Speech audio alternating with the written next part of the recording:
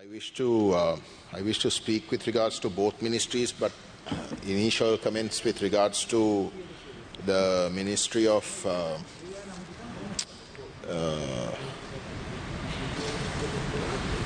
Labour and Foreign Employment, particularly the Honourable Jagat Pushpakumara, in a reply to a government member from Batiklo, a Tamil member of Parliament from Batiklo, he actually raised the issue which I also wish to raise, and that is these foreign employees being sent from here to Korea and Japan. There are, according to the websites, 6,500 Sri Lankans who have been sent, who have gone to South Korea, and out of that, Honourable Minister, the number from the Northeast is minuscule. And the Honourable Jagat Pushpakumara, in trying to explain, stated that there is a certain amount of capacity building that has to be built, particularly language, before they could go. But there are absolutely no such centres in the Northeast, you see, and as a result, people in the Northeast are not even aware of these schemes. Now, these employment schemes are very lucrative. Those families we are talking about, the Northeast means is a war-affected area. People are suffering. Economically, they are already about 35 years behind economically. So I appeal to you that you must... Sorry? Yes, but don't take my time. Yeah. Honourable Member, we do have training centres in Ampara, Jaffna, Batiklo, Vaunia, Trincomalee from North and East. So අපි මේ හැමතැනකමත් පුහුණු මධ්‍යස්ථාන පවත්වලා 7056ක් පුහුණු කරලා තියෙනවා. ප්‍රශ්නේ තියෙන්නේ මේ කොරියාවටත් ජපානයටත් දෙකටම තියෙන්නේ භාෂාව ඉගෙනගෙන විභාග වාඩි වෙලා තමයි යන්න ඕනි. එතන ප්‍රශ්නේ තියෙන්නේ භාෂාව ඉගෙන ගැනීම. ඒවත් පෞද්ගලික අංශයෙන් තමයි මේ භාෂාව උගන්වීම කරන්නේ. ඒත් අපි ඒ වලටත් උදව් කරනවා. අපි වෙනම සාකච්ඡාවක් අරගමු. මේ සම්බන්ධයෙන් විශේෂ වැඩපිළිවෙලක් අපි සකස් කරන්න. No, I understand that. In fact, that is what he said. But the thing is, Honourable Minister, I mean, we are already talking about an area that is quite behind. මම ගරු මන්තුමාට පැහැදිලිව කිව්වේ මේ කොරියාවේ ජපාන් සඳහා භාෂා පුහුණුව අවශ්‍යයි කියන. ඒ වගේම මම පැහැදිලිව කිව්වා යාපනයේ ප්‍රදේශයේ පුහුණු මධ්‍යස්ථානය සකස් කරන්න අපේ ගරු ඇමතුමාත් අමාත්‍යාංශය තීරණය කළේ. ප්‍රශ්නේ අපි හඳුනගෙන තියෙනවා. ඒ අනුව මධ්‍යස්ථානය පිහිටවන්න අපි ඉදිරියට කටයුතු කරන්න අවශ්‍ය පියවර ගන්නවා කියන එක පැහැදිලිව කිව්වා. ඒක හරි ඇමතිතුමා, what I am trying to say is that is the onus is on you. You say because there is no capacity there. There is a massive lack of capacity. So you have to create awareness for people to realize that they can actually come and do. I can tell you responsibly that no such awareness program is there. Now, until you, Honourable Minister, actually mentioned this, I'm not aware of this. I'm not aware of this. None of us are aware of it. The Honourable Vyalendran is a government member from Batiklo. He got up and said the same thing that I'm saying. I don't know whether you understood because he said it in Tamil, but he said the same thing that I'm saying. So I'm saying it with responsibility that there is a massive lack. You might be having officers or whatever, but they are not functioning in the sense that people are not aware to even approach them. Anyway, that is something that I want to flag to you because, the people they are affected by war, they need the sort of income and you must make that effort. Yeah. ඒ ඇතිවී තිබෙන තත්ත්වය සම්බන්ධයෙන් කම්කරු හා විදේශ රැකියා අමාත්‍යවරයා හැටියට මම සමාව භජනය කරනවා උත්තරේ ජනතාවගේ. ඒ සම්බන්ධයෙන් කළ යුතු වැඩපිළිවෙල ක්‍රියාත්මක කරන්න ඉක්මනින්ම කටයුතු කරනවා. මොකද ඉතිහාසයේ ඉඳලම වැරද්දක් වෙච්ච පළාතට දැන් අපි නිවැරදි කිරීම කටයුතු කරනවා. තවදුරටත් ඉක්මන් කරන්න ඒ වැරද්ද බාර ගන්න ගමන් මම කටයුතු කරනවා. Thank you very much. I appreciate that answer, Honourable Minister. The second part, so that's the main point that I want to raise with regards to that ministry. The next part is with regards to the Foreign Ministry. Now, Honourable Presiding Member, the Foreign Ministry has a report, the annual report with the action plan. And in very catchy terms, with regards to mission, they say the promotion, projection and protection of Sri Lanka's national interests internationally in accordance with the foreign policy of the government and to advise the government on managing foreign relations in keeping with Sri Lanka's national interests. Now, those are nice words. But the question is with regards to what is this national interest? Because the key is what you identify as national interest.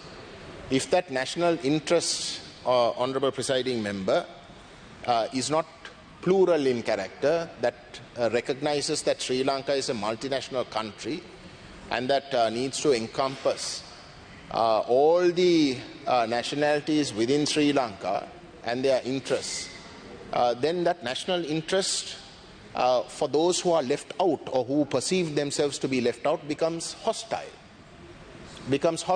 Now, a good example is that in 2015, despite the Tamil National People's Front, that is our party, warning that the then government, primarily when it came to Geneva, it was that time Prime Minister Ranil Wickremesinghe who was in charge, and the Foreign Minister was Mangala Samarevira. When we warned the Tamil people that, when the government went and agreed to co-sponsor the resolution in Geneva, that was a bogus gesture. We were the only Tamil party that said that it will go nowhere, right? Now, that was the people who were leading it was Prime Minister Ranil Wickremesinghe, who's now the President of the country. Now, when he takes over as President of the country, when he's the head of everything, the same foreign ministry goes to Geneva and rejects those resolutions, and instead says, like what the foreign minister said this morning in reply to some other members' comments, said that we will safeguard our sovereignty and our interests. You sponsored the resolution. Nobody else came and sponsored it for you.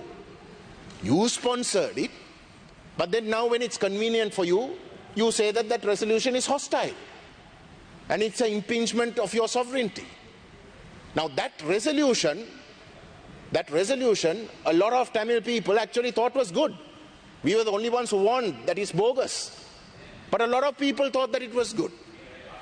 Now when this term national interest is interpreted in a way where sovereignty is seen as protecting only the interests of the Sinhala majority, and when the Tamil people thought that there was a glimmer of hope through those resolutions, and then subsequently the person who was in charge at that time to bring that resolution for co-sponsoring, Prime Minister Wickremesinghe at that time, who's now President, who now sends his Foreign Minister and says that we reject it, what is that national interest?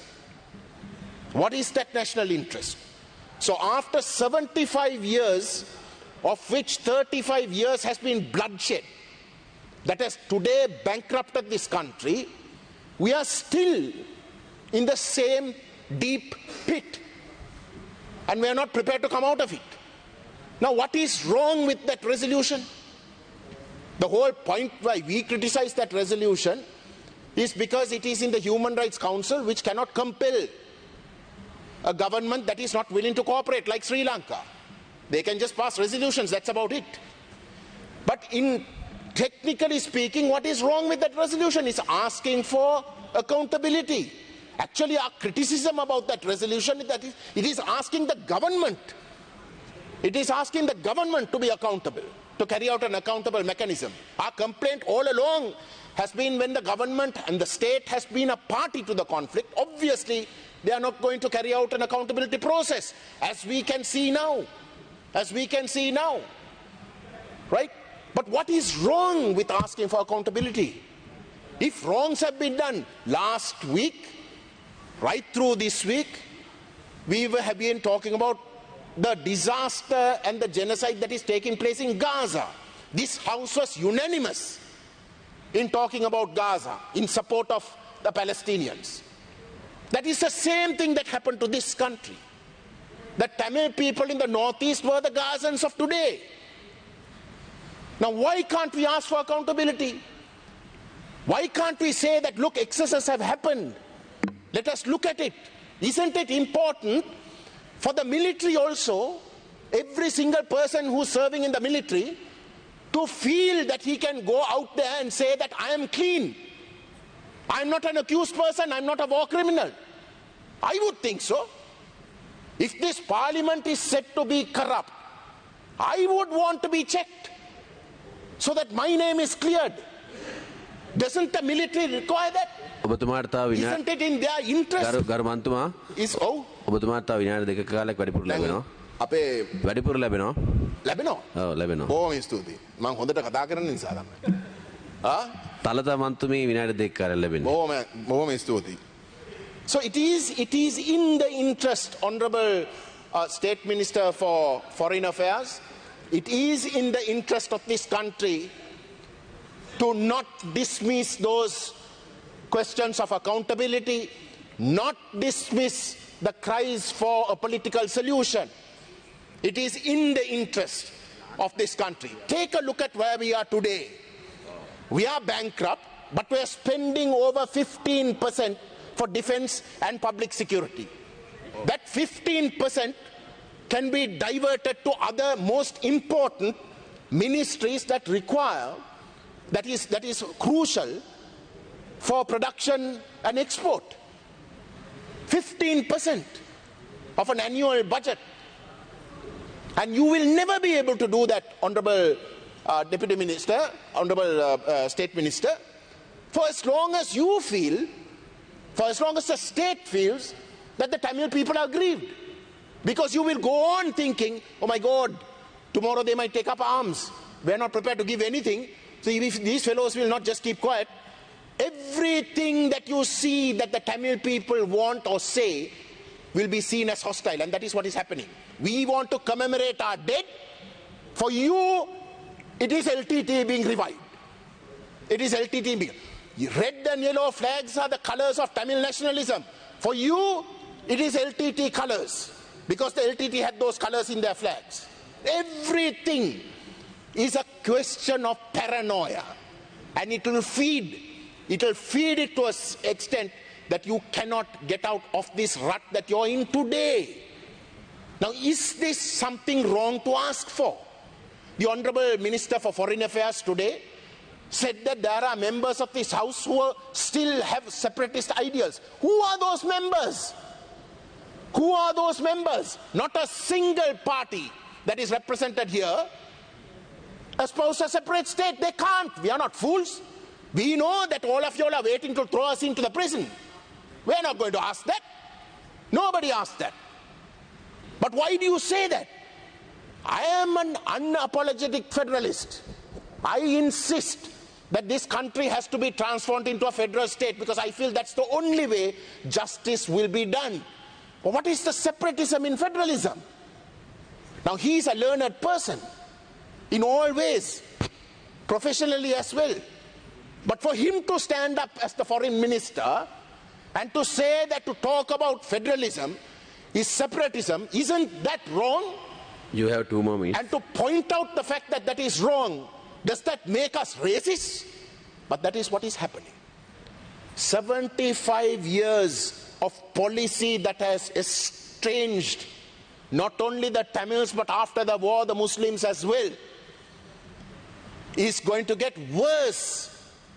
It's going to get worse, especially at a time when everybody is bankrupt, because everybody is desperate.